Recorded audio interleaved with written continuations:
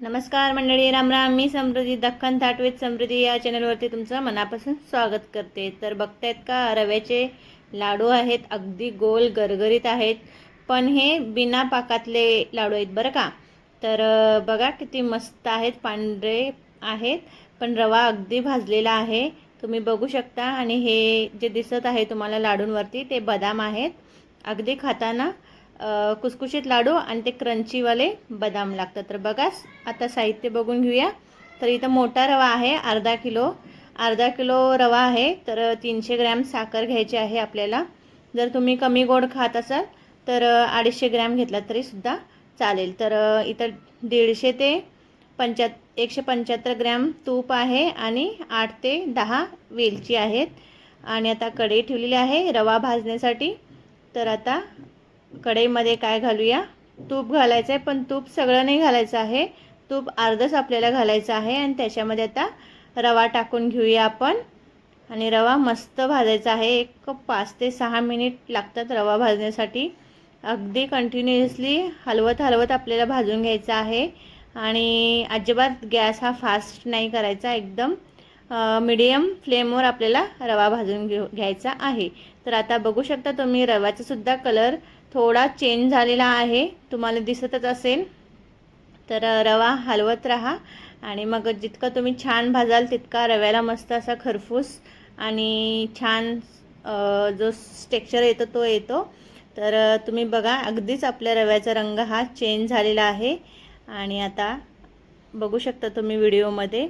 तर पूर्ण मला हा वेळ लागलेला आहे, एक 10 मिनिट लागतात, अगदी स्लो ते मीडियम फ्लेमवर आपल्याला रवा भाजण्यासाठी. तर आता आपण काय करून घेऊया, आपला भाजून रवा तयार आहे. तर साखर आपण मिक्सरच्या भांड्यामधून वाटून घ्यायची आहे. तर इथं मिक्सरचं भांडं घेतलेलं आहे, त्याच्यामध्ये साखर आणि वेलची घालायची आहे. मिक्सरचं झाकण लावून घ्या आणि मिक्सरमधून पिठी साखर करून घ्या. आता तुम्ही पिठी साखर बघू शकता. आणि आता ती बाउलमध्ये काढून घ्यायची आहे आपल्याला. बाउल ठेवूया साईडला आणि त्याच मिक्सरच्या भांड्यामध्ये आपण रवासुद्धा फिरवून घेऊया. मी 2 बॅचेसमध्ये फिरवून घेणार आहे. तुम्ही रव्याचा कलर बघू शकता, एकदम छान फुललेला आहे रवासुद्धा आणि रंग पण खूप छान आला आहे. आणि मी हाफ रवा मिक्सरच्या भांड्यात घालून घेऊन फिरवून घेतलेला आहे. आता दुसरीसुद्धा बॅच आपण मिक्सरच्या भांड्यामधून वाटून घेतलेली आहे. ही दुसरी बॅच आहे आणि ती परातीमध्ये काढून घेऊया.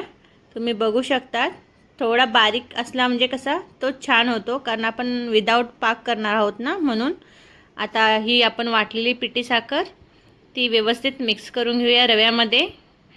बघू शकता तुम्ही, रवा खूप गरम आहे ना, म्हणून थोडंसं मी परातण्यानंच पहिल्यांदा मिक्स करते. थोडंसं गार झाल्यानंतर मग आता हाताने मस्त त्याला मिक्स करून घेऊया, कारण आपण रवा भाजते वेळीस तूप टाकलं होतं ना, म्हणून. त्याचा उरलेलं तूप आहे ते मी एक पॅनमध्ये, छोटा तडका पॅन आहे त्याच्यामध्ये घातलं होतं.